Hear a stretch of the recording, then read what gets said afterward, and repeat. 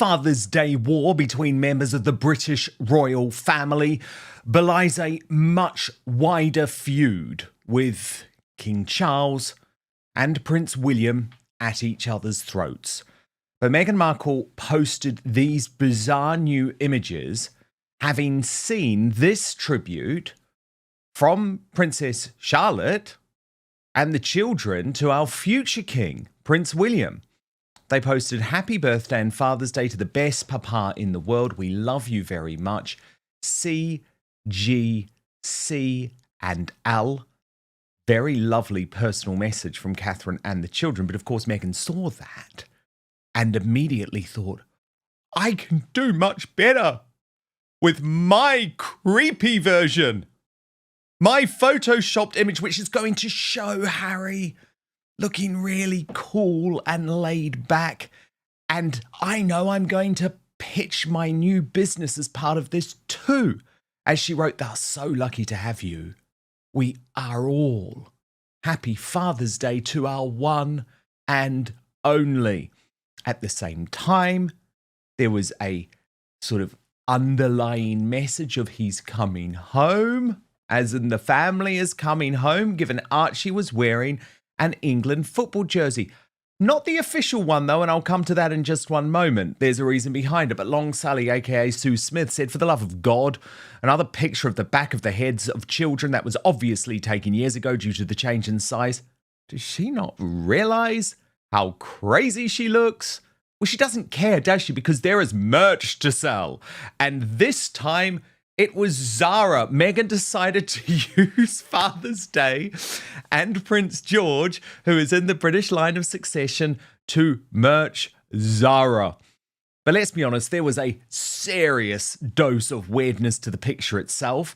And a rod revealing the front part of Archie's toe is on the sole of his foot. How is that possible? Patsy pointing out, "I'm more concerned about the boy's right heel jutting out like that. Surely that's not normal because it's huge. Does he need special shoes made?" And then Anna, this is the one. This is the one that I realised straight away. They even drew in some hair for Harry. And can you blame him? I guess you would ask. But look, the net is closing in.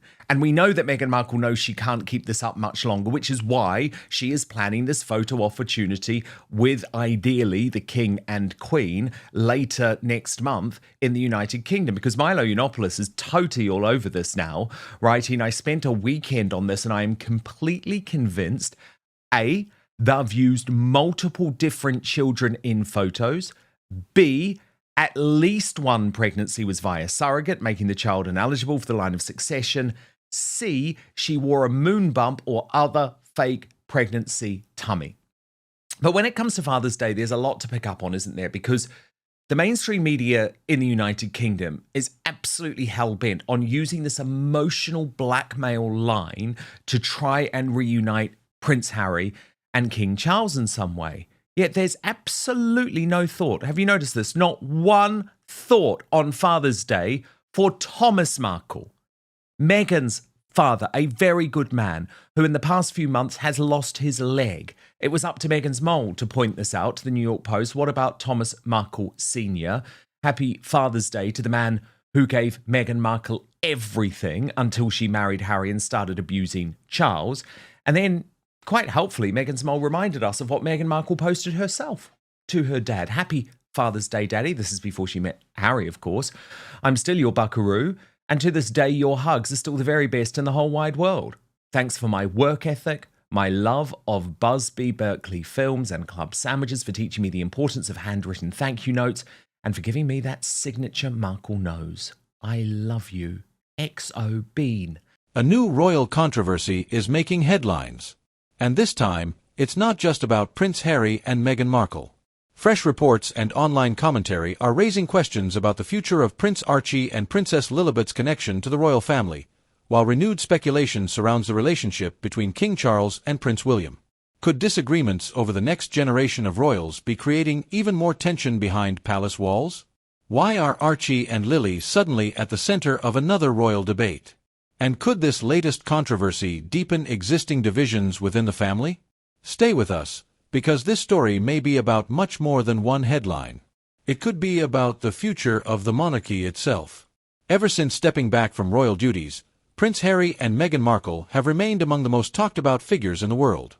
Every interview, every appearance, every family update, and every discussion involving their children instantly becomes global news. At the same time, the relationship between Harry and the rest of the royal family has remained under intense scrutiny, which is why the latest reports involving Archie, Lili, and the wider family have captured so much attention. According to recent commentary, questions surrounding Prince Archie and Princess Lilibet's future relationship with the monarchy have once again become a major topic of debate. Some royal watchers believe the children should remain closely connected to their royal heritage. Others argue that Harry and Meghan have every right to raise their children in the way they choose. The discussions have quickly expanded into broader questions about family relationships, royal titles, and the future direction of the monarchy. And once again, public opinion is deeply divided. So before we all just go totally mad for the idea that Harry just must introduce his grandchildren to the King of England, what about Thomas Markle, who is down the road in the USA? As Queen Esther put it, it's remarkable how every royal journalist seems determined to write the same Harry and Charles reconciliation story on an endless loop. Every article is about healing, forgiveness, family reunions, olive branches, and restoring ties with the royal family. But where are those headlines about Thomas Markle? Meghan spent years telling the world what a wonderful father he was. She praised his sacrifices, credited him for her opportunities, and held him up as an example of parental devotion. Then the moment he became inconvenient, he was erased from the narrative. Thomas is elderly, has suffered serious health setbacks, and has spent years publicly expressing the hope that he might one day hear from his daughter again. Yet the media's obsession with reconciliation never seems to extend in his direction. If Harry and Meghan truly believe family relationships are worth repairing, perhaps they could start with the father Meghan once couldn't stop praising instead of continually demanding access to everyone else's family. The endless lectures about compassion, forgiveness, and reconciliation would carry a lot more weight if they were practiced at home first. Funny how family is everything only seems to matter when the family happens to be royal.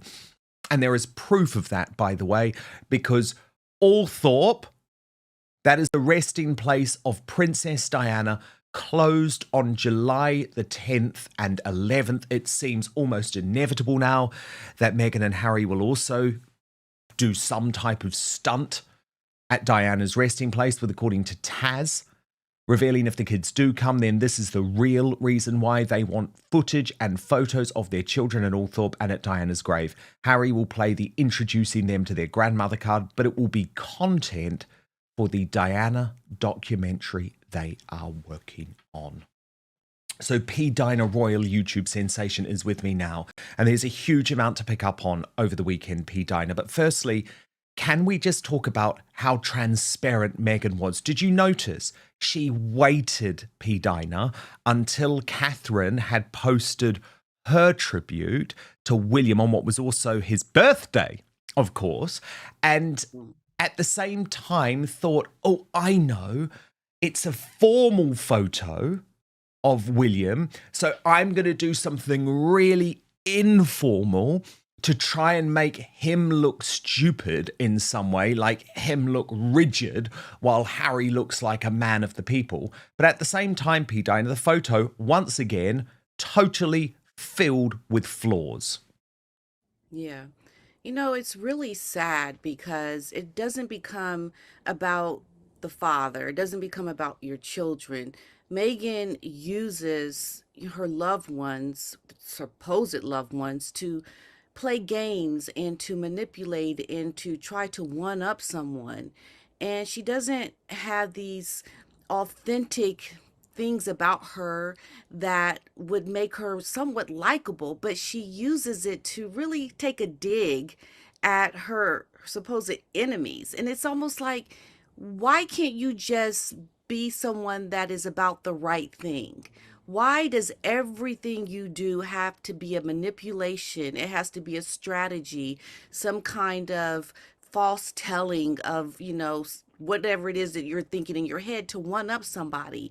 It just becomes sad at this point that you don't have your children, or you're not using your children in a way that is in a loving way. You're using them to manipulate and to do really devious things that are just not necessary. It just shows what a not nice person Megan really truly is at the heart of it. It's just it's sickening. It's disgusting. I just couldn't imagine using my children like this. I don't understand this woman. She's got some very devious and deceptive ways about her that should be very concerning, especially when you involve your children into that whole deception. It's wrong. And especially, P. Dina, now that we know Althorpe is clearly going to be one of the locations used for this introductory visit.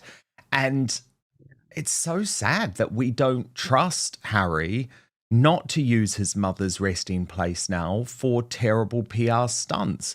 But you can understand that that is very much how William and Catherine feel.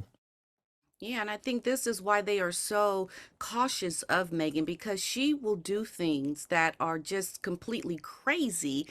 And I mean, imagine going to use the grave site of, your mother-in-law to make money, to have your children be there for some photo op to sell, what it is that you're doing. I mean, William, I'm sure, is beside himself. I mean, how do you navigate this on a public stage if you're someone like William, trying to do the right thing, but then you have this family member along with your brother who are doing everything they can to just take a dig and to do things that you don't like, that you don't approve of. I mean, but yet he has to still publicly go out there and do his work and navigate all of this behind the scenes. I can imagine it is a lot for him to deal with. Unnecessary and completely just off the charts crazy. Dan, I feel for William and Catherine and all that they have to go through. But P. Dina, things have broken down within the British royal family because it's like there's civil war upon civil war. Tom Sykes has described it over the weekend as chaos in the King's Court. My former newspaper, The Sun, when I was there, we came up with the legendary front page Megxit to accompany my scoop about Harry and Meghan quitting. But they have now, P. Dina, come up with a reversal front page, Meg's in. And that is because of the fact that Charles is going to be offering Harry and Meghan this use of a palace during their return this summer. And so it was left to Charlotte Griffiths in the Mail on Sunday over the weekend. Now, Charlotte Griffiths is an interesting one, given her relationship with Prince Harry that emerged recently. But it was left to Charlotte to reveal that William and Charles are not in a good place, with royal insiders telling her that the King's olive branch to Harry has led to froid with William and Kate, and William had this very extreme reaction to chat about his brother. So let me take you through this, P. Dina. Charlotte Griffiths reports the prospect of Charles reconciling with his younger son may have had the unfortunate side effect of souring his relationship with his elder, I can reveal. Royal insiders this weekend claimed that the King's willingness to extend an olive branch to Harry has led to an increase in long simmering tensions with William, who is in no mood to forgive his brother. The King's relationship with William is not in a good place, one well-connected source told me. They are at a very low ebb.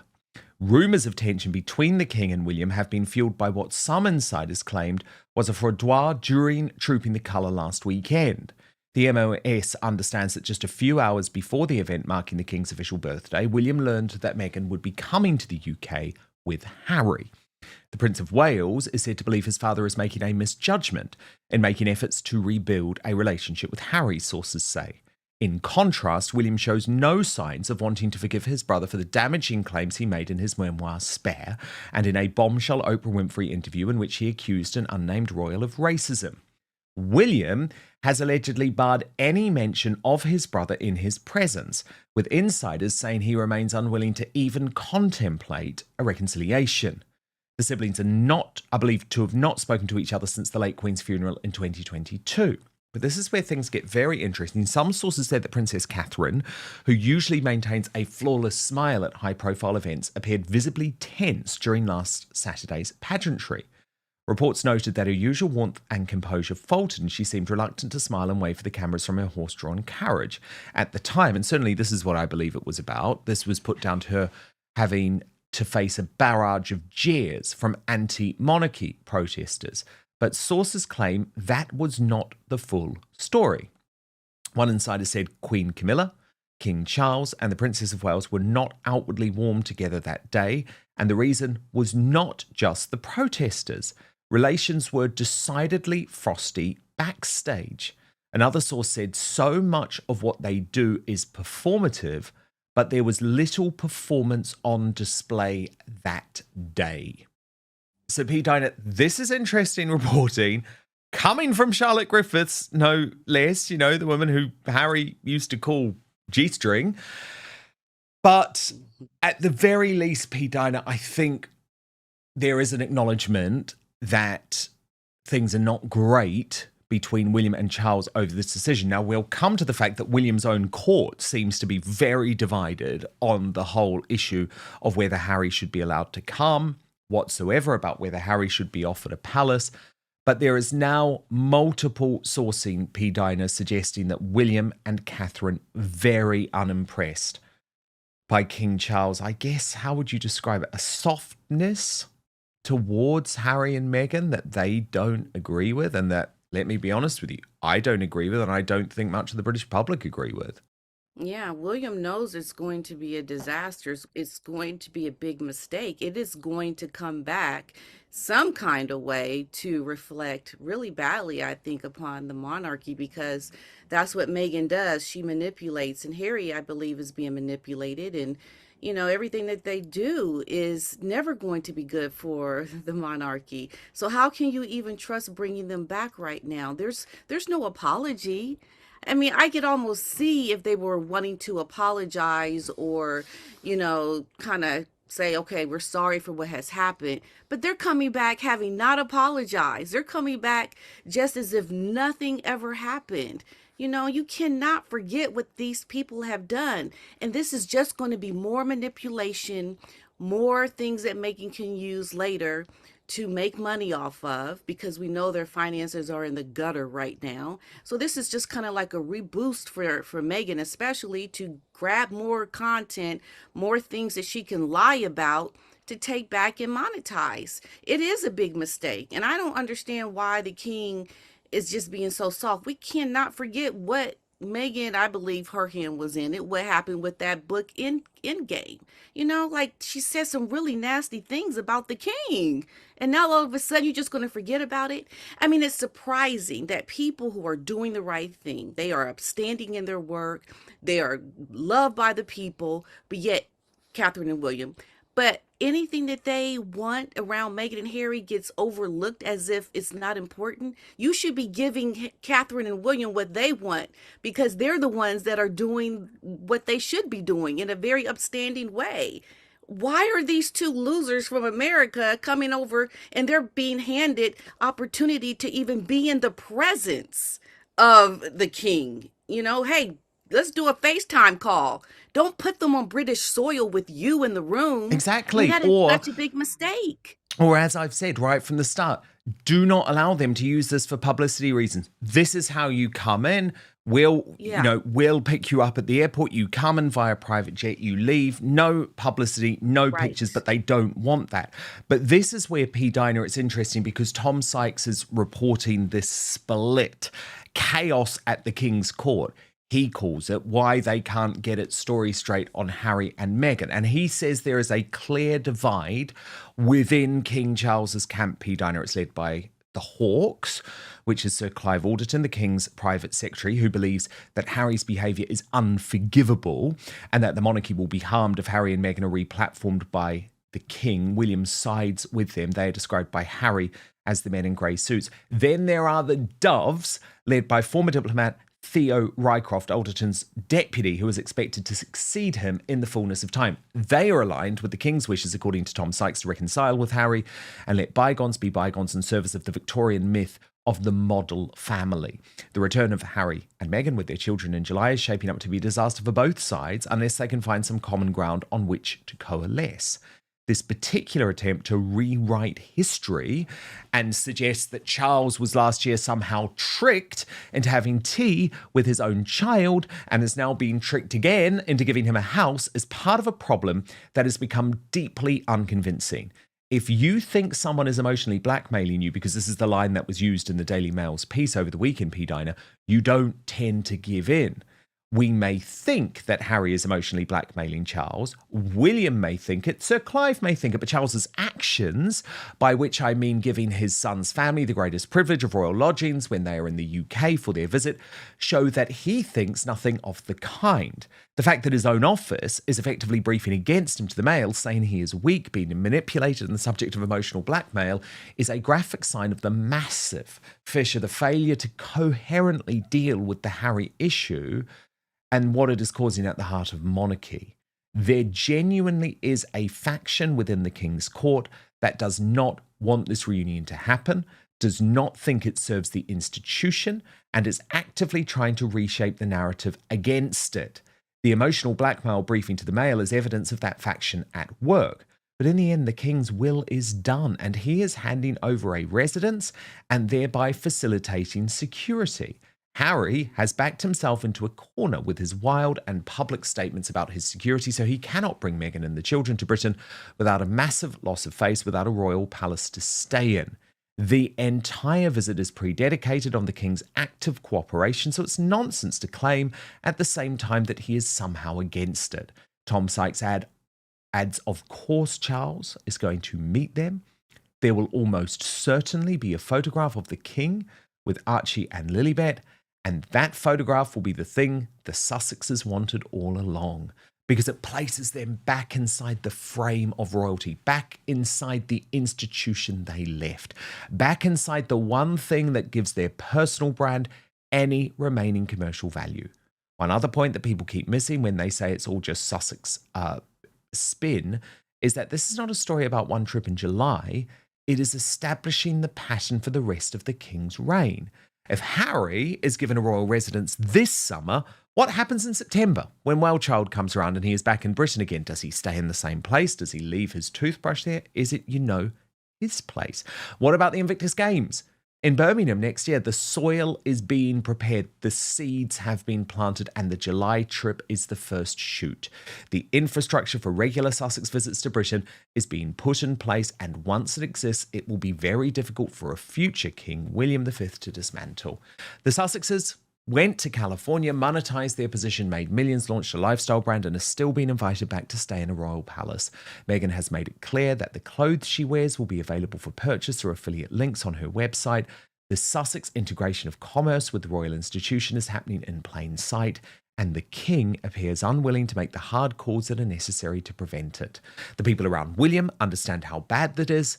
Some people around Charles understand it too, which is why the briefings are so contradictory, and the Hawks are trying to present the visit as something the King has been pressured into. The other faction is prepared to accept the political damage. P. Diner, your reaction? Okay, half of you watching this are not subscribed to Dan Wootton Outspoken, and the best way you can support what we do is by hitting that subscribe button. It is completely free, and turn on the notification bell to be alerted to our new episodes. Yeah, I think that last point there about being pressured into this, I think considering the King's health, I can only imagine that he has been inundated with all these calls or attempts to talk with him from Harry's side, his camp. And it's just, at the end of the day, the King is probably like, okay, he's just giving into it, and trying to just maintain peace, because we know that's what the King does. He tries to maintain this peace, and he's aligned himself in many ways that are not popular. And this is just another example of that. And I think he's just going to do it because he's exhausted, he's tired. But what we have to look at is Camilla. Camilla is not wanting this.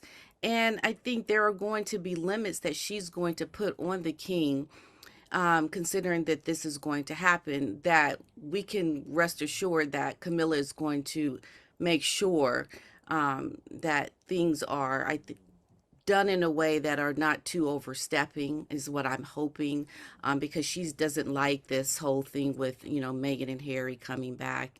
But I think at the end of the day, the king is just exhausted, Dan, and just wants to make peace, have peace, considering his health. But here's where the story becomes even more interesting. Because this isn't just about Archie and Lili. It's about legacy.